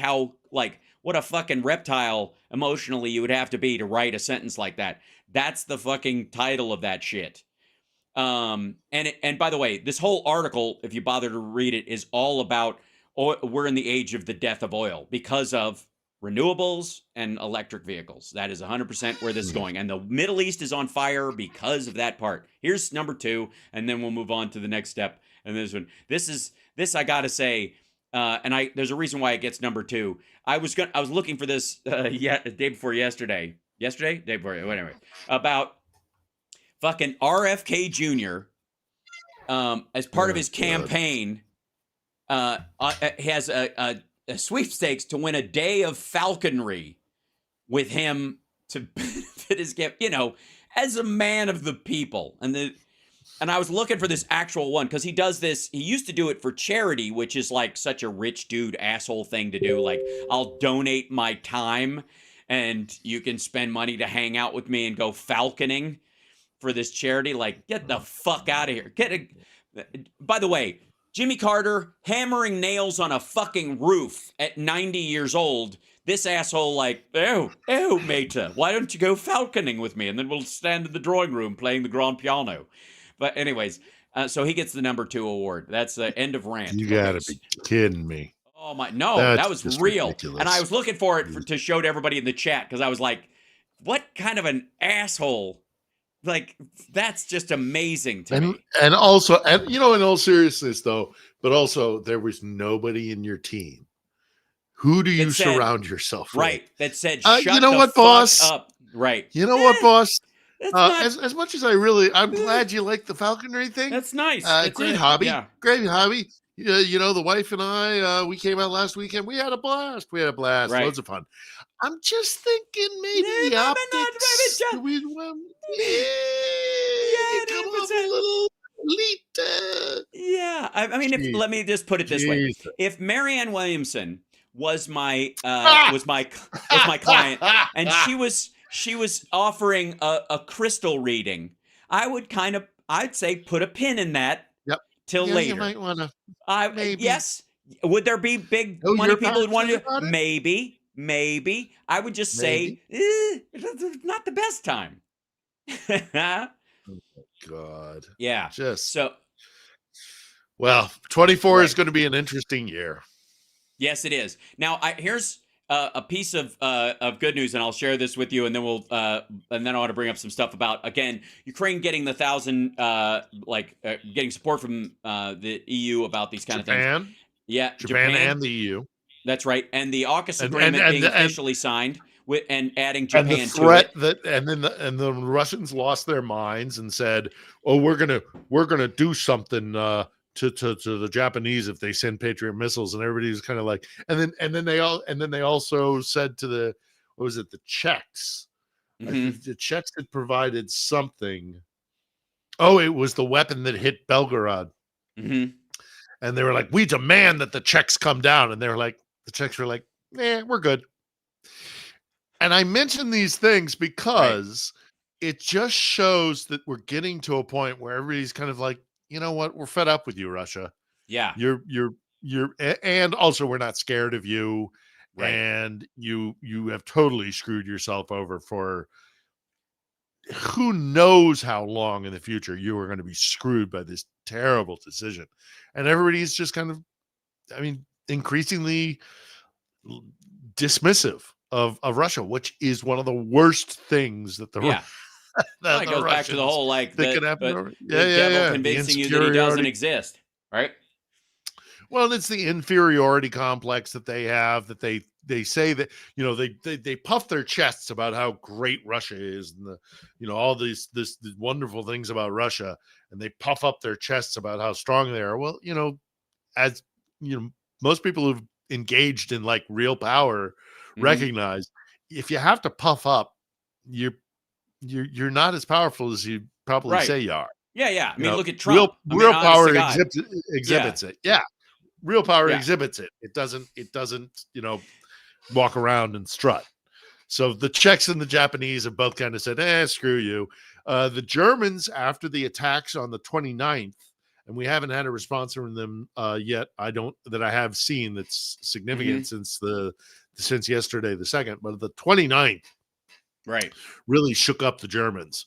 And they were like, yeah, we got to send air defense, like get as much air defense in there as possible. So, hopefully they'll move quickly and do that. But again, it's Mm-hmm. another indication that folks aren't really worried about the Russians, or, they're willing to take a strong stance against them.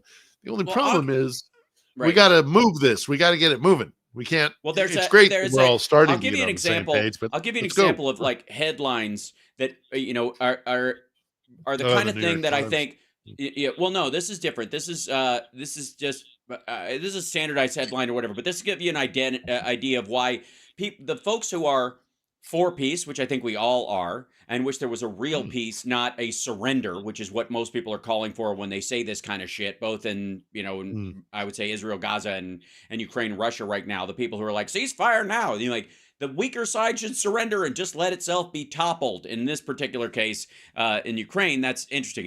And there are certain headlines, just the way they're written, that give a mixed message. And I'll show you this real quick. This is an article. The Turkey blocks passage of 2 British ships to Ukraine. And these are 2 former Royal Navy ships that they're sending in. And people are like, oh shit, the Brits are sending in, they're basically gifting military ships to Ukraine to give them a navy, and this is the expansion of the war, and they're going to take over the Black Sea, and blah, blah, blah, blah. And then you read down, and you're like, the claim in some media outlets that mine-hunting ships donated to Ukraine by the United Kingdom are allowed to pass through the Turkish Straits is not true. This is what Turkey said. They are not Turkey is stopping mine-hunting ships. By the way, again, Ukraine does not have a navy. They barely have a Coast Guard, effectively, in some ways. They have, the equivalent of like lifeguard ships for the most part in their normal operating procedure around Odessa and these other places. And those those waters and the waters around Crimea, which is their territory and the like, are surrounded with mines. The grain ships are always in danger of it.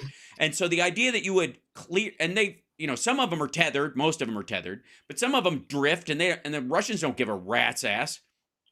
And so if they drift into the shipping lane where they're trying to get food out of Ukraine that keeps people in Africa alive, not to mention fucking Europe, the chance of them hitting a mine grows all the time as Russians just continue to dump them into the fucking water. So the Brits, bless their hearts, sent 2 mine hunting ships, and that's all they do. They're not landing ships. You can't put tanks on them and fucking, do an amphibious assault, with these boats. It's not what they're for. And they're specifically designed that way so they can't do other shit, so that people can't block them out of an area in a post-war area. They're designed specifically to help civilians after a war, essentially. And this is the essence of Yeah. Turkish engagement right now. Well, the other headline that got a lot of people angry was the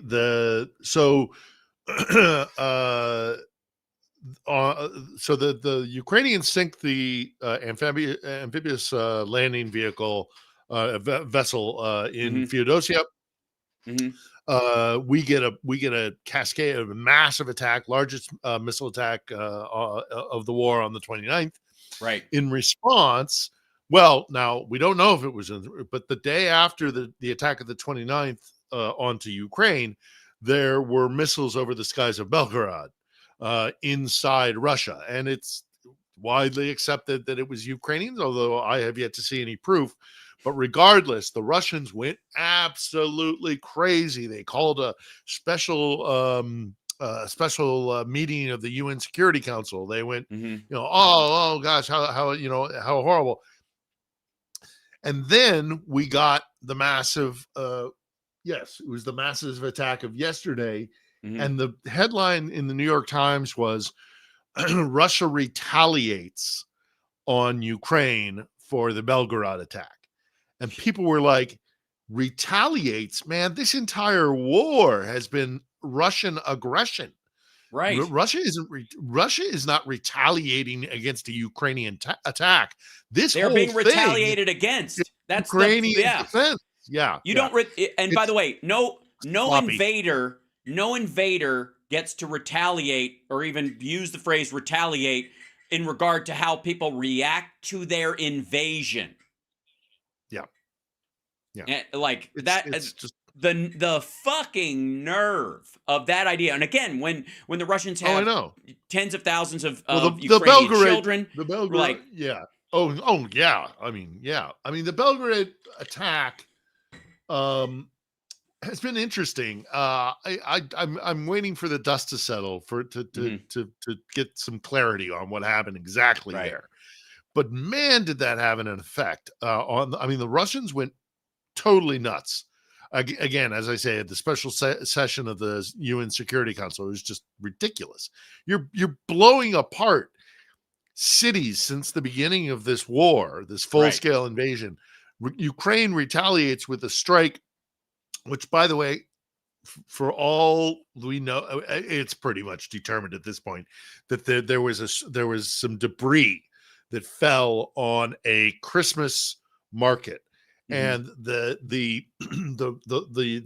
Russians and the propagandists and the useful idiots in the West who work doing Russia's bidding by spreading disinformation and misinformation jumped all over this thing. I mean, God, even that bloated, I don't like saying his name because I don't like giving him credence, but the demagogue who so many of them are bloated. You're gonna have to give me a I know this. Here you go. Losing your fortune because you were lying about Sandy Hook. Oh yeah, we talked about him yesterday. Should have shut you up. But did you see his thing about Ukraine?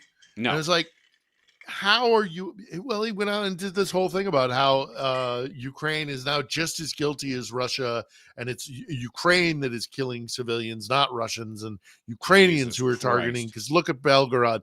And it's like, man, I wish we could just ignore you, but too many people listen to you. And others in that ilk, of course, immediately picked up on this whole thing of like, Ukrainians are now targeting civilians. I mean, it just, and then if you look at what the attack on Belgorod looked like, I've seen cluster, they were charging that it was cluster bombs used at a Christmas market The in fuck out of Russia. here. I've Yeah. seen cluster bombs. That's not what they look like. It No. was clearly two pieces of something shot out of the sky and came down on the Christmas market. Right. But These motherfuckers think there's a, like, they're everything is a just so, Jericho missile from the original Iron Man movie. Meanwhile, can I just say for the record, let me point out this as well, and Phil will know what I'm talking about in this regard. There's this new report, and by the way, it is absolutely true. This is from Kiev, whatever. But Putin's political party has formed its own military group, its own paramilitary group. So they we're not talking about Wagner as an extension of the Russian military. Putin's political party specifically. And by the way, that's how the PLA, in China works. The People's Liberation Army is not the army of China. That is not the Chinese military. That is the military of the Chinese Communist Party. The Chinese people don't have an army. The Chinese Communist Party has one. That's why they can deploy them on the streets of China, and they're not going to get pushback from the local military, from the Chinese military, because they are effectively the de facto one. But for all legal purposes, they are not the national military of China. They're specifically the party's army. That's what Russia is seeking to create effectively here. That's what this is about. This is Russia's, this is the first toe in that fucking raging river of monstrosity. For Putin. For Putin. Because trust me, there are others out there. Shoigu's got one. Prigozhin, of course, being the preeminent one with Wagner. Right. But there's a lot of people who have what are called private military groups, PMCs, or private military companies, PMCs. Right. That is a recipe. That's like a side hustle for those guys. There's a difference between Shoigu having his own side hustle to like rent out ex-soldiers and gear that he's bought, quote unquote, bought from the Russian military over the years, and has basically slipped himself at a deal so that he can bring in like that. That's a side hustle. It's a very different situation than the party itself. Putin's party now having their own directed military.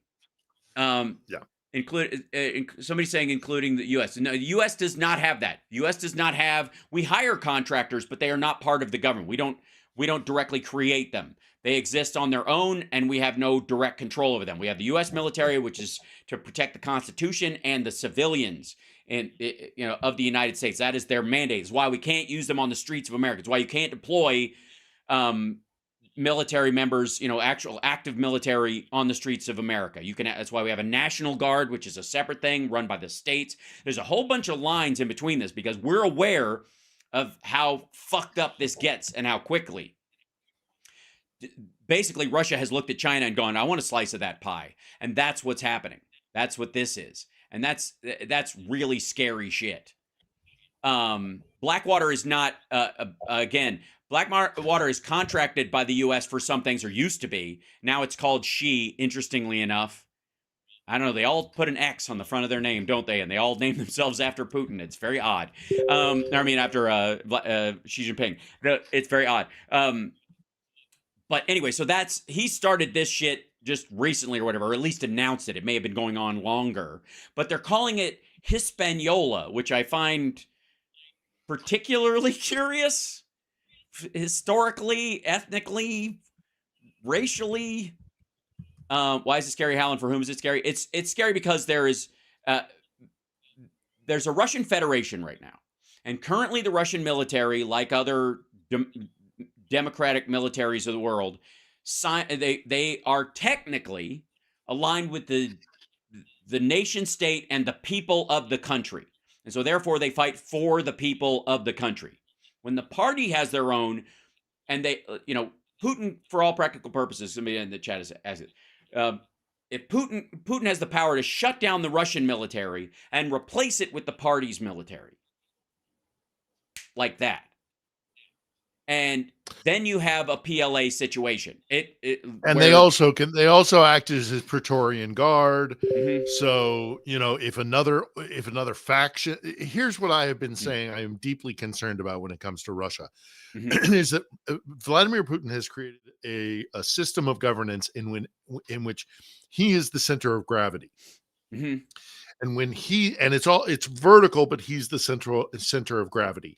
And yeah, when he starts to lose power, which is going to happen because yep, this has been a disastrous war, when the center of gravity no longer holds all those planets that are in orbit, and that means got it, powerful, influential people mhm, with military might and their own private military and all that kind of stuff, when those start to spin off from the center of gravity, because Putin is no longer the end all be all. yeah, What will that mean for the Russian Federation? And I am very afraid of. I wouldn't call it a civil war because it yeah, won't be like that, but there will be a power struggle when mhm, Putin is removed from the equation. There will be a power struggle between the various power elements within not only the command structure in Moscow, because everything does lead to Moscow, and Russia is a very centralized power. And the country right, centralized, the power is very centralized in the country, but you'll have a power struggle within Moscow and the elites there and in Petersburg. But you're also going to have all those republics who will then start to have potentially their local, police will now be a militia. mhm, It's this yes, when they lose this war, which they are going to lose, mhm, it's going to be an existential threat to them. They're not wrong with that. This is an existential battle. Either Ukraine comes out free and independent, and Russia will have to reassess who and what it is, or Russia will reassert its colonial dominance over Ukraine and go back to being the Russian Empire, which right, I don't see as a realistic outcome of this war. I just don't. I mean, I cannot.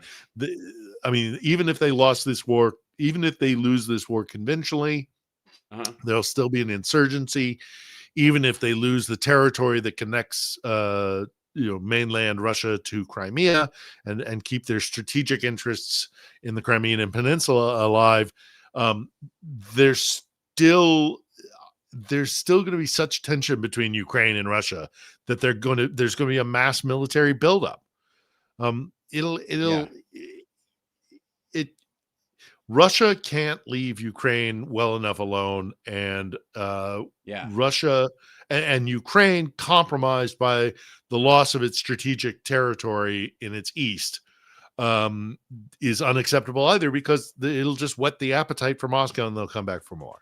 yes, and So, you do have a real problem when someone like Vladimir Putin just decides the concept of a nation state is dead. Now we'll just materially become a mafia like kleptocracy, and Turkey is headed that direction as well, and largely out of a lack of financial choice because they're just fucked. Turkey is just fucked, and there's no reason why they should be because of their positioning in the Black Sea. If they were just normalize their European relationships and just kind of settle the fuck down, and they weren't just stirring this shit up, and maybe it's for any number of reasons. Maybe there's a gun to their head that we're not aware of from the Russian side. Maybe there's just an agreement that was made a long time ago that if you try to break it, they'll snuff you, and so the leadership's scared and they just keep following on this. Whatever is happening, though, there is no.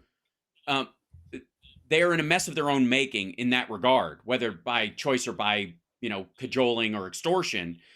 Um, and so they've just fallen into just becoming like, okay, everything's below the table. We're an end of the table kind of economy. We're running on the dollar anyways, but we'll pretend we don't like the U.S. and we'll do these like kind of big PR bullshit moves that won't ultimately impact anything, while we'll just wait for this shit to end and then pick what side we're on based on who wins. Which is I mean, if you're in that important a spot and you can be toppled as a leadership, believe me, the Turkish people aren't all in on the awful here. right? They're not. They don't. There's nothing about Turkey religiously, ideologically, or anything like that that makes them like the Sunnis or the Shia, where it has to go one way, or they're not gonna. They'll rage against it. They're perfectly happy being, aligned with Europe or what have you, as long as they just get on with life. Turkey is not one of these like hardline ideological countries. Oddly enough, the only thing they're afraid of, I think, is Kurdish creep. Maybe that's one of the things they use, like a border fear, Yeah. right? But I mean, they use that about the same level in some ways that you would hear it from, I don't know, from fucking what, but like Ron Johnson or somebody in the United States who's saying that terrorists are going to come across the southern border. It's got about that level of motivational aspect of it, and there's definitely live fighting going on in a way that isn't happening over here at on the Mexico border. But it's something that they can use to scare a good section, right, of their populace into. But it's still not the majority of them, and the rest of them, especially in the northern part along the Black Sea and stuff. I mean, that's a pretty well-to-do area. Has been for a long time. Culturally very strong, financially very sound, right? So I don't. Well, Yeah, yeah, that the Kurdish the situation with the Turks and the Kurds is just an absolute mess. yeah, Not I mean, the hmm whole Kurdish question, frankly, is a huge issue. But I mean, the you're right I mean, I am sure that Erdogan would love to grab some some Kurdish territory out of Syria, or sure, carve something out. right, Even Iranian Kurds. I mean, I'm sure they're little fantasy dreams that he has, right, in the middle of the night, sort of thing. But those are. I mean, even Erdogan has got to be at a point where he's like, well, maybe somewhere down the road. This war right now, right here, this is going to decide the fate of Europe, and it's yes, happening right now. And eyes on the prize. And that's why when I talk to Ukrainians these days, with all this discussion of like, well, what are the Americans going to do? What are the Americans going to do? Because yeah, there's talk of another group, another tranche of aid to Ukraine, but it's held up with the border and the Republicans and yada yada yada. What I am hearing increasingly from Ukrainians is, we don't have the time for you to dither.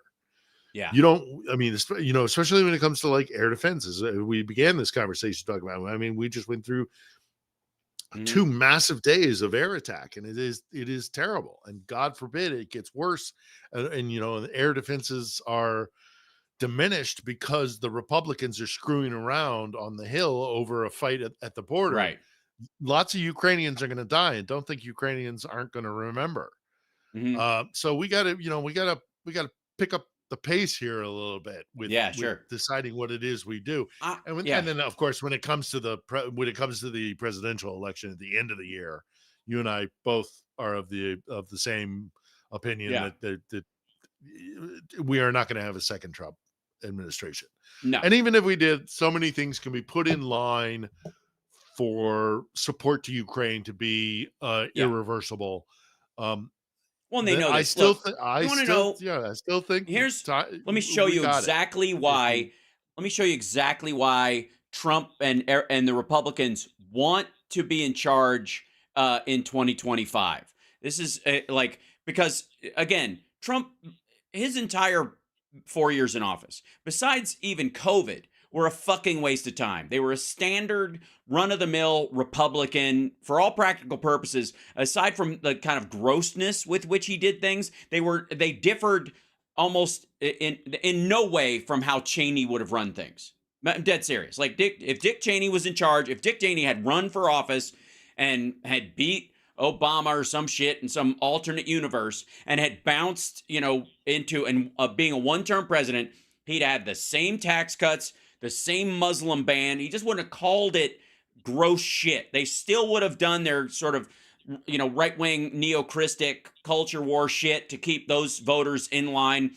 He would have just done it with Dick Cheney being in the front, and they would have brought in somebody like a Pence to support, to backfill him on, with the Christian right. That's the same shit. Somebody tell me anything that Donald Trump did specifically that was any different than I think what Cheney would have done, or that he got done because he wanted to do a bunch of shit. He talked up a bunch of shit. Yeah. I don't know whatever he was jacking Well, off about. I don't care. But what he actually did do, yeah, but Cheney would not have done the damage that was done in the transatlantic relationship that Trump did. Trump did a lot of which is all damage verbal. in the Again, didn't transatlantic. actually end up being on paper. The only thing I think that's different, I really do think, the only thing that's really different was the Golan Heights moving the the embassy in Israel and all that kind of stuff, which kicked off a lot of this shit. That's it. That's the only thing I could come up with. And it was just like a thing that supposedly Republicans were looking for a way to do, but it was like a drag along. But here's the but the Republicans would not have done the whole damage to the North, and what was done with the North Atlantic Northern Treaty Alliance, Organization and the Northern Alliance and the Transatlantic Alliance was that America is no longer seen as a reliable partner, and that is still that's still cause for concern even in the Biden administration. So that was really bad because Europeans were suddenly here's what I agree. What if the Yanks again? That's more again, but that's more personality based. On paper, we never changed. We still had Article 5. He talked about getting out of it, but we didn't change a fucking material thing. He dicked around and talked a big game, but ultimately, what amount? By the way, that was why I think Putin made his calculation poorly. He was under the impression that America works as a whole and it didn't matter that Biden was in there. He was like believing the Alex Jones bullshit that it doesn't matter who was in charge. America's run by a cabal. And if Trump's saying we're no longer in NATO, that means that going ahead, that's how shit's going to be. And it didn't happen to be the case. And he calculated that we wouldn't backfill and we wouldn't support Ukraine. And we fucking well did, and look where he is today. It was like the biggest mistake, military mistake since, I guess, Stalingrad, I would argue. That said, there's only one reason why and we've had this situation in the United States where Democrats come in and clean up after Republicans, and that's why all the fucking best economic times. There are two reasons why the best economic times happen when there's a Democrat in office. One is materially. We believe that if you help everybody, everybody benefits, and that's the whole thing Biden ran on. And he's absolutely right. Bottom up and middle out. That's how you do it, and even the rich do well in that situation.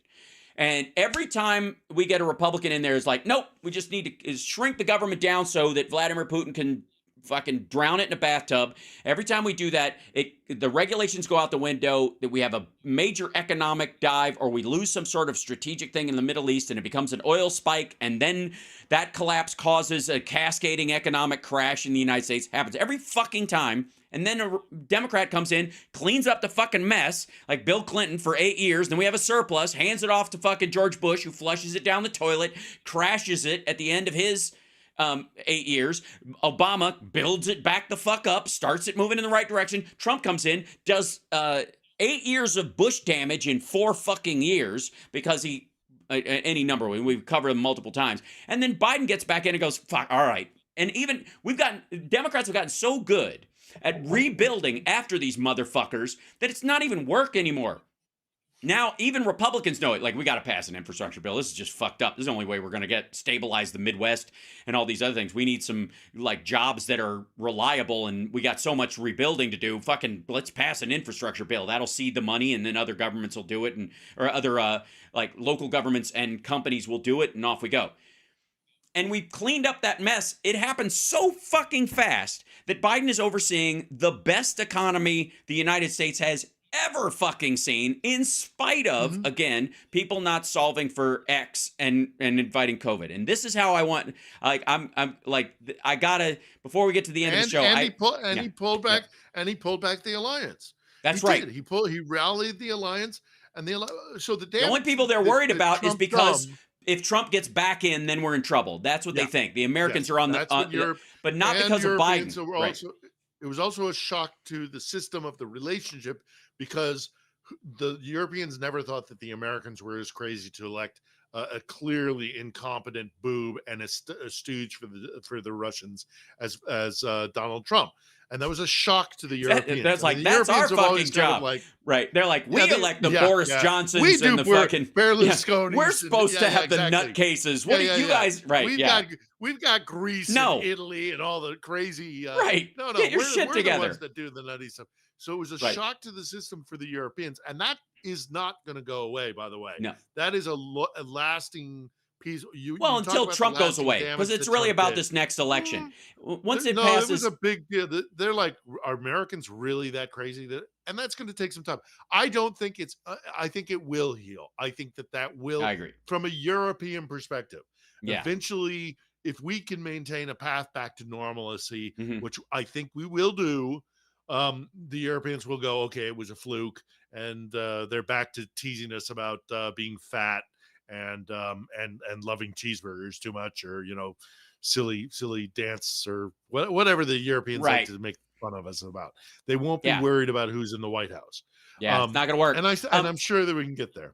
I want to show you this real quick. Chris had a question for you about Cisco sending backup systems for keeping the power grid up to make sure whatever. And I'll get to that in 1 second. But let me show everybody the biggest Republican lie that is ongoing and why they desperately want to be in charge, because they don't like to govern. They don't like any of this shit. And it has to do with that cleanup that I was telling you about, where the Democrats roll in, fix everything, and then Republicans take the fuck back over. Let me show you what's really on Fox News, their business channel. This is Fox fucking Business, and it's not one article. Let me show you this is just the general last couple of days, or since the beginning of the year, of Fox Business articles. This is all big market rally coming by end of 2024. Mark Tepper. Jason Katz, Market Outlook. I'm cautiously constructive. Bitcoin breaks 45K ahead of potential ETF. Fed might cut rates due to political pressure. Market loves Fed rate decision, but investors aren't out of the woods. AI is a massive gold mine waiting to explode. Shifting narratives are swinging the stock market. Wall Street investors are banking on 100 basis point rate cut. Stocks to buy ahead of the 2024 presidential election. Amazon, these motherfuckers hate Bezos. Hate this motherfucker. Amazon is strengthening its tech stack. You know what that means? Buy Amazon stock. That's what the fuck they're talking about. Fox Business is telling you to bet on Amazon stock, not because of what it sells and its fucking boxes that show up at your door and all that shit, but all the other shit, the websites and all the cloud and the AI that they're building. That's what they're talking about. Fed might be as slow on cutting as we're on raising interest rates. Nancy Prowl, which just means it'll be tempered, but it's going to come. McDonald's stock could see big max-sized gains. The international competition to mine and refine our earth elements. Tesla is underperforming. Look elsewhere for mega cap tech exposure. The only bad one I was able to find, and I didn't stack these. This is their stack. The only one that were like, well, it might be a little bit of bad news, is fucking Tesla. You know how much these assholes love to gargle Elon Musk's testicles? Investors need to prepare for $100 oil due to Middle East war. Eddie Gabor, that guy's full of shit. That's nonsense. They talk about this all the time. Anybody who's trying to pump and dump oil stock always sells this bullshit. Demand for machinery is going through the roof. Now, what the fuck is happening? How do you have a crash and we're in the tubes of hell, according to Donald Trump? And Fox Business is saying demand for machinery is going through the roof. That's just, and here's the other one. The one, maybe the Israel-Hamas conflict has markets in a vulnerable position. To what? Everybody's buying the dip no matter which way it fucking goes. Should investors buy Meta if they don't believe in the metaverse? Get the fuck out of here, because you don't want to miss out on how much money Facebook is making, you tit. Like this, that's it. That is, I don't know how else to explain to fucking people. But while Maria Bartiromo is having Marjorie Taylor Greene on to shit around on Ukraine and American debt, and Trump's like, we're in hell and hell, all behind the scenes, Fox Business is wearing the fucking top hat and carrying a cane from fucking Monopoly and going, we're in the money, we're in, like, get the fuck and it's going to be undeniable. The longer it goes on. That's It's going right. to be undeniable. And And come November, it's going to be like, yep. we're doing good. We're You doing want to go good. back to the motherfucker who said COVID would go away when the sun came out? You dumb motherfuckers.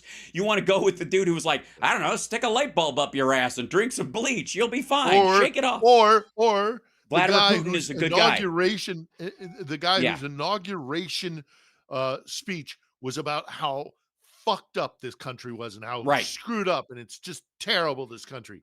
Yeah. Inauguration, Yeah.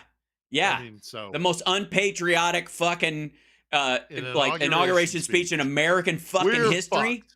We suck. Yeah, right. suck. That's what it What a was. shitty country we are. That's what Right. his inauguration speech was. That's right. And he did his best to make it come true. Promises made, promises kept. Yeah, Imagine a country where tens of thousands of Americans are dying from preventable disease because I've talked my own supporters into not trusting the government that I fucking run.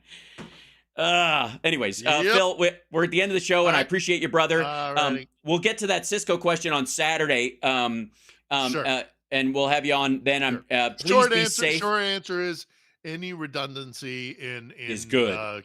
Comms or in energy is good, and the Ukrainians are preparing for that. That's right. Russians know, I think, that they can't destroy the energy infrastructure, so they're transitioning to trying to divide us and political attacks. Be wary of that. We'll talk about it on Saturday.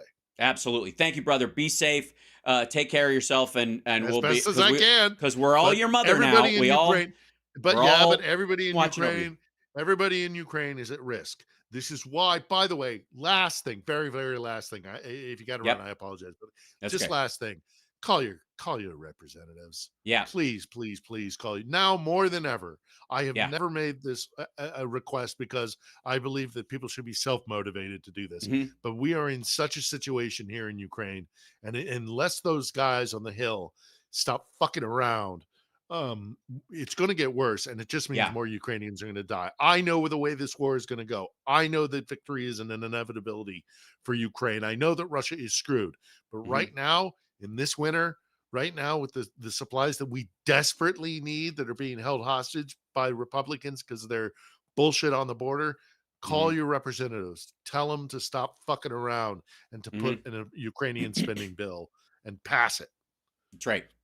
That's or at the very least, take advantage of the fact that Mike Johnson is a fucking moron and slip more funding into the bill so that and sneak it by the Republicans because they don't do any of the fucking homework. They don't. They don't read. All right, we'll talk. This will start another rant, and I can't. It will. You're right.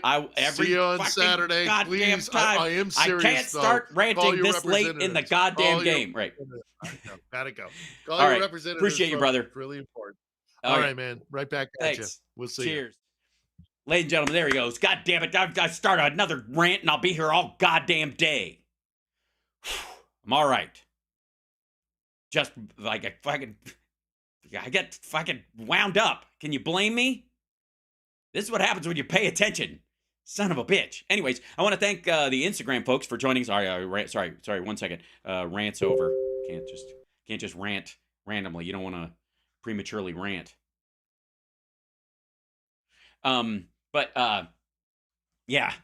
I gotta say, and sorry if there was a weird echo. I didn't hear it, so I was not able to solve it. If there was an echo from Phil, I was trying to work that out, but I don't know why. If there is something like that, I'll try and work it out by Saturday. I'll check all my cables, that kind of thing.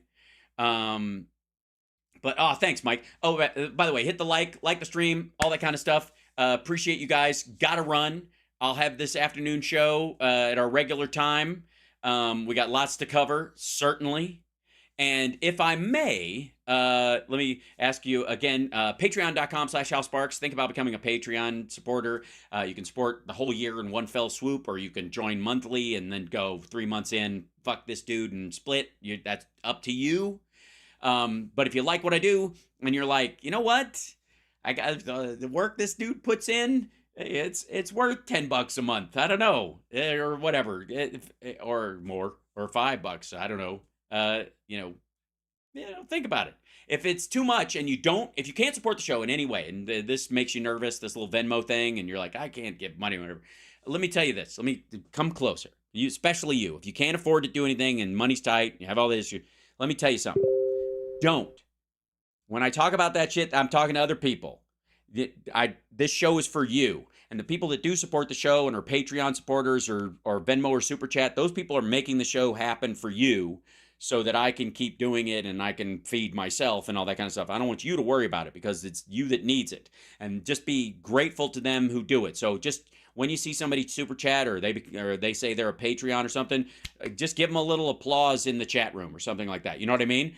And yeah, do all the free shit. Hit the like, subscribe. If you're on YouTube, it's free. Memberships cost, but subscriptions don't. Share the show. Those kind of things, that's the way to do it, right? Does that make sense? But I don't want anybody to stress about it. The whole point of this show is to take some of that pressure off all this fucking gloom and doom bullshit that people are selling every day. You can get that someplace. You're not going to get it here. That's a different show, baby. Come on. There are 5 or 6. Oh, there's only this one. It's the only one that works. That's me. So take a picture of that with your phone, and then that's the one you go to. I'm just saying. Anyways, if this is something you can't do, or you don't load your credit card onto the internet because it makes you nervous and shit like that, I totally understand. I just want to make sure you don't sweat it. I just want you to release that right this is part of the gig. You got to do this. I don't want to stress anybody out. I am going to start charging trolls eventually because they get far too much pleasure out of the show. And they're really phoning in the trolling these days. So I'm going to have to charge them. They can't just park here because the weather's nice. It's not just a dick move. So, but the rest of it, I adore you. So I just needed to say that. And before I get on another rant, let me just say...